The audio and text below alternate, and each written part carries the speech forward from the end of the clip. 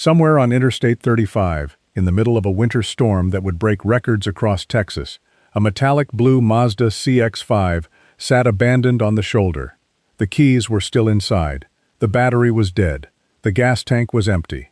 Frost had settled over the windows, and the highway around it was nearly impassable. Ice, snow, and the kind of cold that shut down an entire state. When a Texas Highway Patrol trooper finally spotted the SUV near Waco in the pre-dawn dark, there was no one behind the wheel, no one in the passenger seat, no footprints leading a way that anyone could follow. Just a woman's car, left in the storm, roughly 60 miles from the last place she had been seen alive. The car belonged to Cynthia Bah-Traore, and by the time it was found, she had already been missing for nearly 2 weeks, though almost no one had been searching for her, because her own family had been told she was safe in a hospital bed. That was a lie. And the space between that lie and the truth is where this trail begins to go cold. Cynthia had last been captured on a gas station's surveillance camera in the small town of Grandview at 10:35 on a Wednesday night. She walked the aisles of the convenience store. She got back into her Mazda. She pulled away into the dark. And then, nothing. No phone signal, because her phone stayed behind at that gas station. No sightings. No contact with the 2 sons she adored. For a woman who built her whole life around her children, the silence was the loudest thing about her disappearance. It still is. Before we walk this trail, I need to know where you're joining me from tonight. Drop your city in the comments below. This case reaches from Omaha, Nebraska to Crowley, Texas, to a stretch of I-35 outside Waco, and someone watching right now might live along that route. Someone might have driven that highway during the storm of February 2021. If that someone is you, your memory could matter more than you know. To understand what was lost, you have to understand who Cynthia was before the trail went cold, and she was so much more than a missing persons flyer. Cynthia Bah-Traore was born on the 4th of July, 1981. She grew up in Omaha, Nebraska, the daughter of Tambra Alvoid, in a close family that would one day move heaven and earth trying to find her. Those who knew her described a woman who was, in her mother's words, fun, loving, and intelligent. Someone deeply, unshakably devoted to her family. Her maiden name was Alvoid, and to the people who loved her, she was often simply Cindy. Sometime in the early 2000s, Cynthia made the move that would define the rest of her life. She left Nebraska for Texas. She built a life in the Fort Worth area, married, and became a mother to 2 boys. By every account from the people closest to her, motherhood was the center of who she was. Her sister, Tiffany, said Cynthia genuinely liked being a mother, that she loved her children in a way that made the idea of her simply walking away from them almost impossible to imagine. When the family later insisted that Cynthia would never disappear on her own, that certainty came from this. She would not, could not, leave her sons behind without a word. By early 2021, Cynthia was living in Crowley, Texas, a suburb south of Fort Worth. She worked as a substitute teacher, stepping into classrooms across the region, part of the quiet infrastructure of people who keep schools running. She had a home of her own. Her older son lived there with her. Her younger son was staying with his father in Fort Worth, about 20 minutes away, a normal arrangement for a family in transition. Because Cynthia's life in that season was in transition. She was going through a divorce. She and her husband had separated, and the marriage was moving through the legal machinery of custody and property that so many families navigate. Her family has said that this was not a story of a woman fleeing her life. Quite the opposite. In the way relatives describe her, Cynthia was moving forward, not running away. She had roots. She had children she saw and cared for. She had a job. She had a mother and a sister she spoke with. She was, in the truest sense, a person with everywhere to be and no reason to vanish. The family has also been candid about something more difficult, and they've shared it precisely because they believe it's part of why Cynthia's case did not get the urgency it deserved. According to her relatives, Cynthia had been dealing with mental health struggles since 2016, stemming from trauma. They've said she may have been experiencing some of those symptoms in the days around her disappearance. Her family has been careful with this detail, and so we will be too. A person's mental health does not make them less worth searching for. It does not make them less of a mother, less of a daughter, less of a whole human life. If anything, Cynthia's family argues, it should have made investigators more concerned, not less. A vulnerable woman does not become a lower priority, she becomes a higher one. That is who Cynthia Bah-Traore was on the night everything stopped.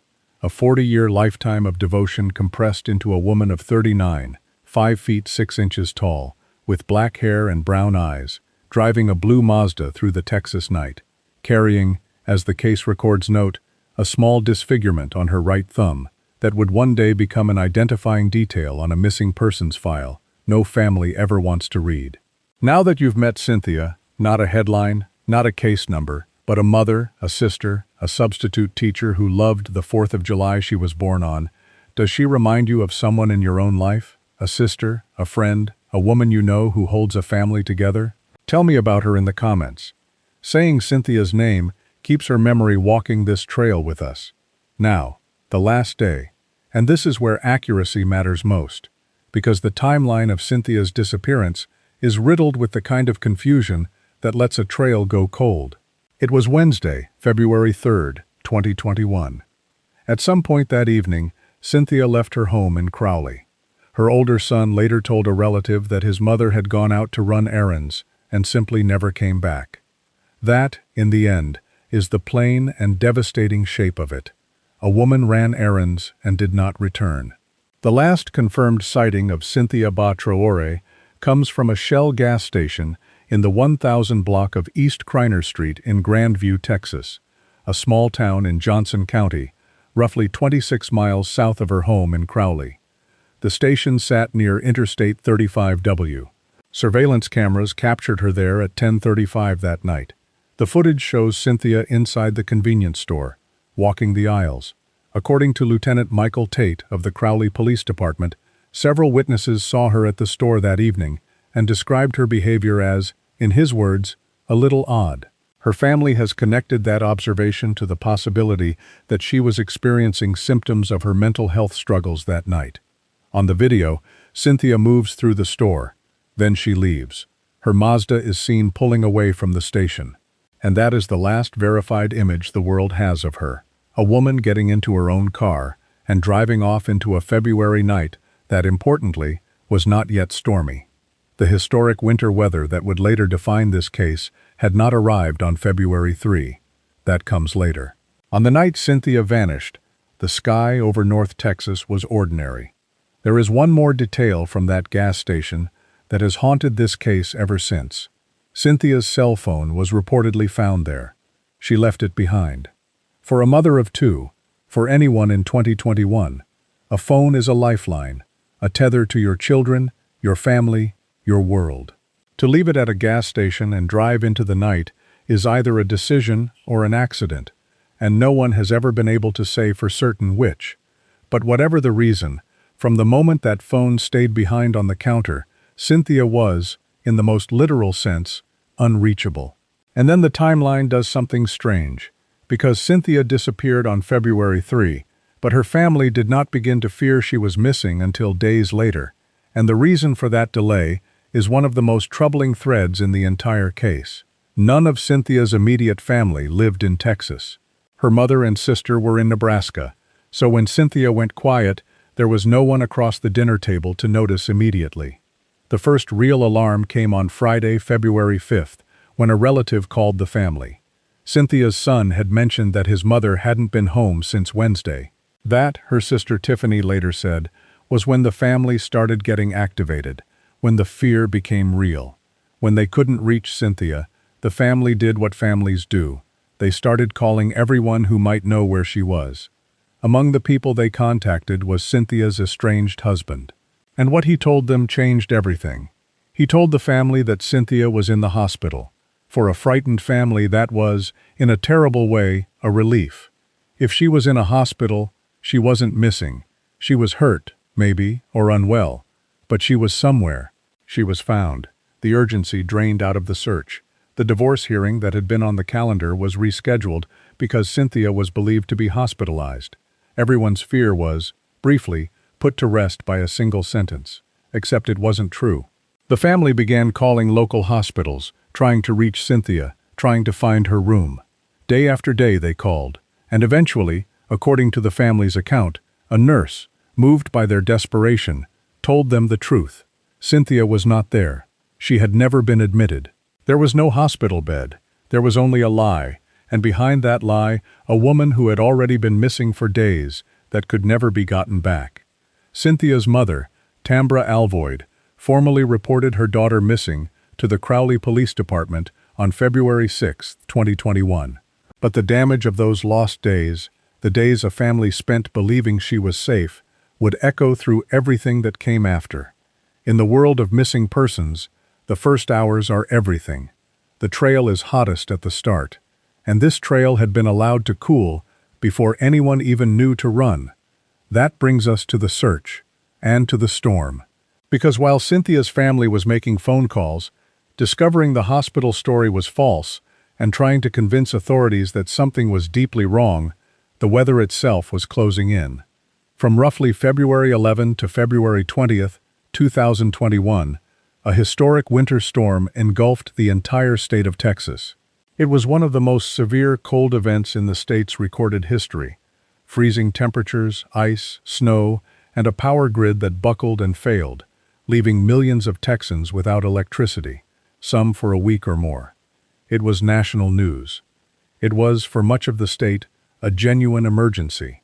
And it is against that backdrop of paralyzed highways and frozen towns that Cynthia's car finally reappeared. In the early morning hours, around 2:35 a.m., according to the accounts, a Texas Highway Patrol trooper discovered Cynthia's metallic blue Mazda CX-5 abandoned along Interstate 35 near Waco in McLennan County. The exact date has been reported slightly differently across sources. The FBI's public information places the discovery on February 16, 2021, while some local reporting cites February 15. What is not in dispute is that it was found in the middle of that record-breaking storm, in a very rural stretch of the highway. Crops and barns, open country, roughly 60 miles south of the Grandview gas station where Cynthia was last seen. The car's condition told its own confusing story. The keys were inside the vehicle. The battery was dead. The gas tank was empty. And Cynthia's purse, the red purse with the plaid markings that she'd been carrying, was gone. There was no sign of Cynthia at the scene. No sign of a struggle that was ever publicly described. Just a woman's SUV, run down to nothing, left on the shoulder of a highway in a blizzard, in a place her family says she had no reason to be. That last point matters enormously. Cynthia's family has been emphatic. She had no connection to the Waco area, no reason to drive an hour south of Grandview into rural McLennan County. They cannot explain why her car ended up there. And there is another detail her relatives have raised again and again.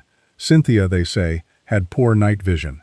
The idea that she would drive alone, deep into the countryside, in the dark, into an oncoming historic freeze, and then simply walk away from her car into a blizzard, struck the people who knew her as almost impossible. There's also the matter of the reporting itself. Even after the car was found, the family says they weren't told. According to the Find Cynthia Coalition, the vehicle was located in mid-February, but Cynthia's relatives didn't learn about it until February 25th, and even then, only because a cousin stumbled across the information posted online, and the family confirmed it with police. For a family calling the police station multiple times a day, begging for updates, the idea that their loved one's abandoned car had been sitting in a tow lot without anyone telling them was, in their words, deeply concerning. The car itself had reportedly been left at the location for days before it was even towed. So the search, such as it was, unfolded in fragments. A trooper finds a car. A storm buries the scene. A family is kept in the dark. And the crucial early window, the days right after February 3, when a real search might have made a difference, had already been swallowed by a false story about a hospital. Investigators did conduct a search of the area around the vehicle. Given the rural setting and the extreme weather, it's not hard to understand how difficult that would have been. But no trace of Cynthia was found near the car. No trail led away from it that anyone could follow. And here the investigation begins to fracture in ways the family has never stopped questioning. Cynthia's relatives and the Find Cynthia Coalition, a group of attorneys and social justice advocates the family assembled, have made specific, pointed claims about how the vehicle was handled. According to the family and the coalition, they asked the Crowley Police Department to test the car for DNA. They say police told them the car had been dusted for fingerprints, but that investigators declined to collect DNA from the vehicle. And most unsettling of all, the family has stated that police noted the car appeared to have been wiped down, as if someone had deliberately tried to remove fingerprints. If that account is accurate, it is a detail that cuts hard against the idea of a woman who simply wandered off. A wiped-down car is not an accident, but it is important to be precise. This account comes from the family and their advocates, describing what they say they were told. It is their testimony about the investigation, and we present it as exactly that. This is where the case truly stalls. Where it went cold, because for a long time, the official posture of the investigation leaned toward a conclusion the family found unbearable. According to the family's account, police told them, in effect, to wrap their heads around the possibility that Cynthia was not coming home anytime soon. And more pointedly, the family says investigators suggested that Cynthia had walked away from her car and gone to start a new life. To Cynthia's supporters, that explanation defied the physical reality of the situation. To accept it, you would have to believe that a mother of two who adored her children, who had poor night vision, who left her phone behind, parked her car in a remote stretch of highway, and walked, on foot, into one of the worst winter storms in Texas history, abandoning her sons, her home, her job, and her name, and was never heard from again. The dead ends compounded. There was the lost time from the hospital lie. There was the storm that swallowed the scene. There was the delayed notification to the family.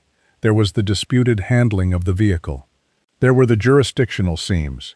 Cynthia lived in Crowley, was last seen in Grandview in Johnson County, and her car turned up in McLennan County, near Waco, 3 different pieces of geography for a case to fall between.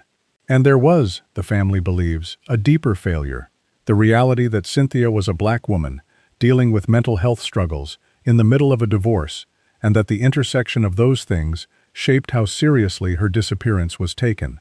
Her family and the advocates around her have said plainly that they believe more resources should have been used, and used sooner.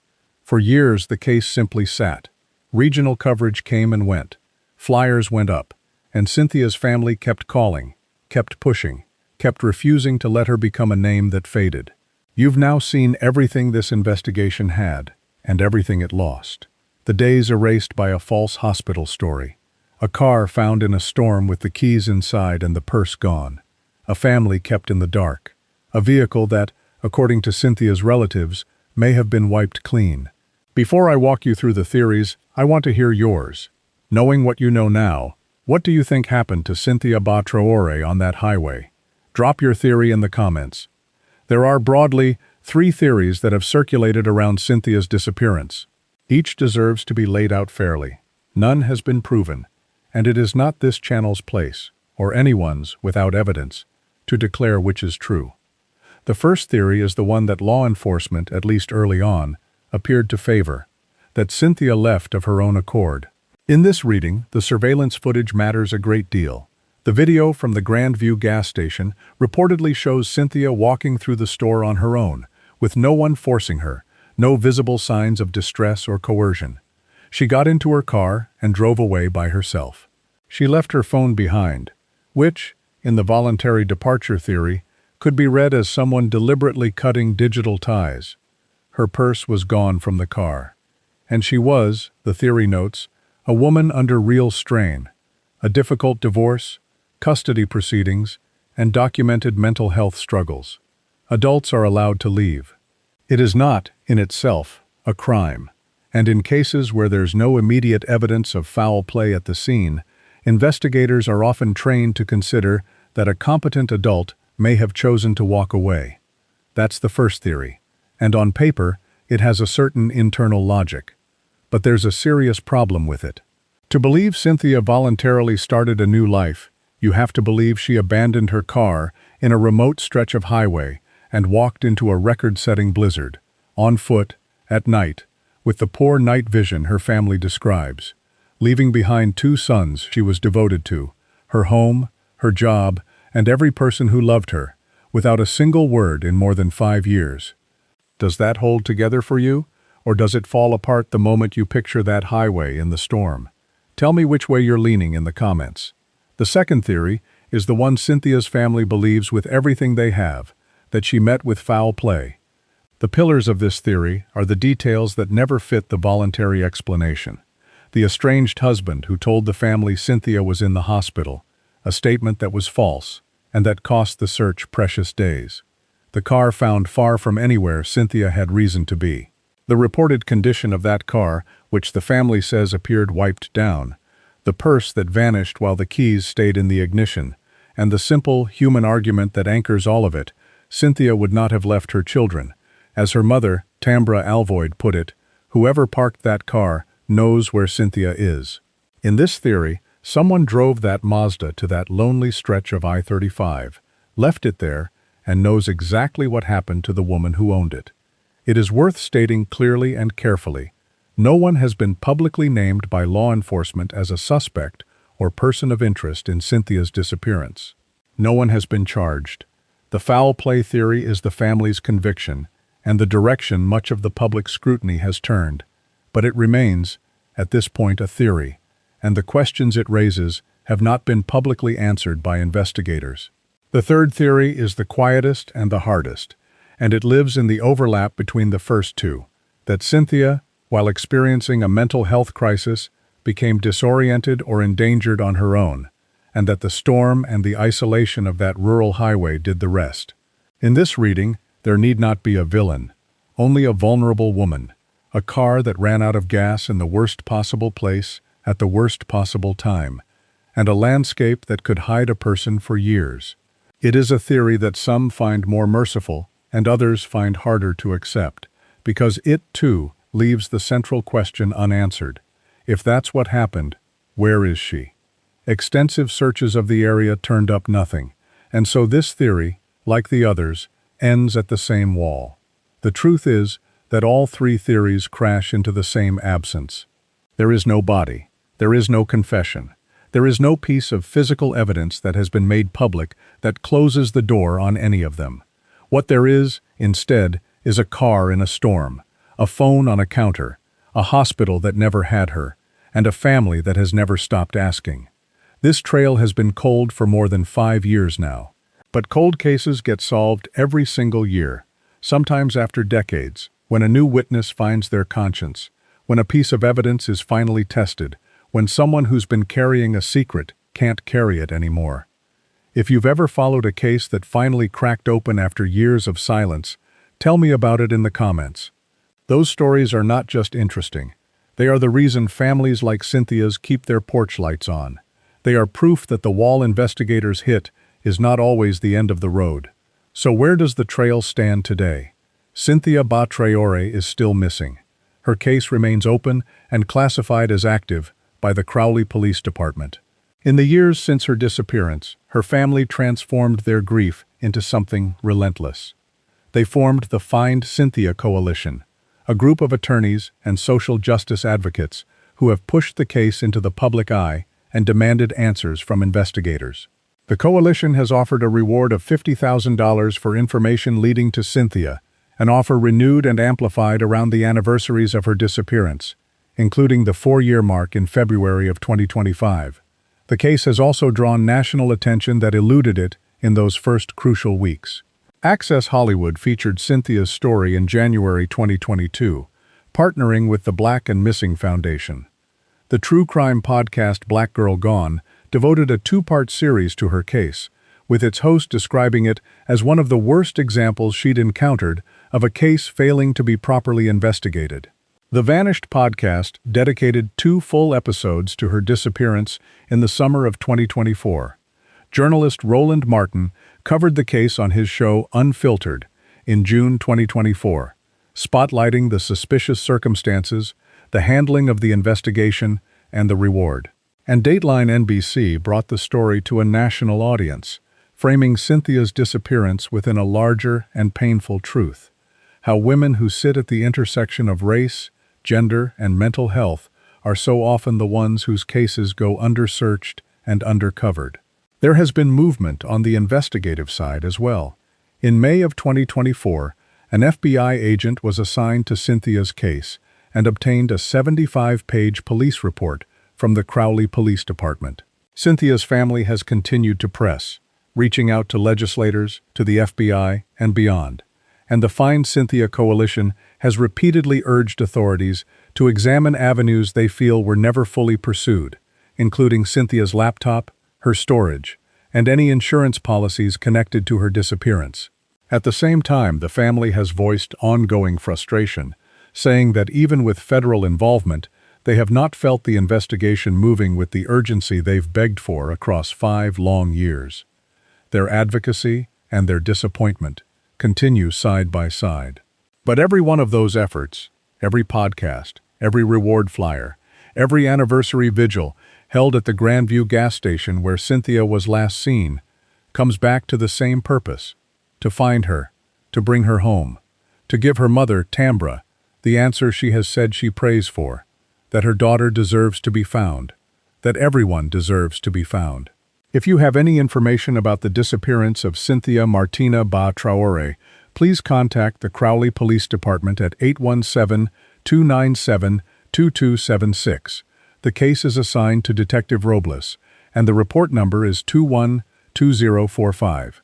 You can also contact the FBI's Dallas Field Office at 817-984-0320. A $50,000 reward is being offered through the Find Cynthia Coalition for information that leads to finding her.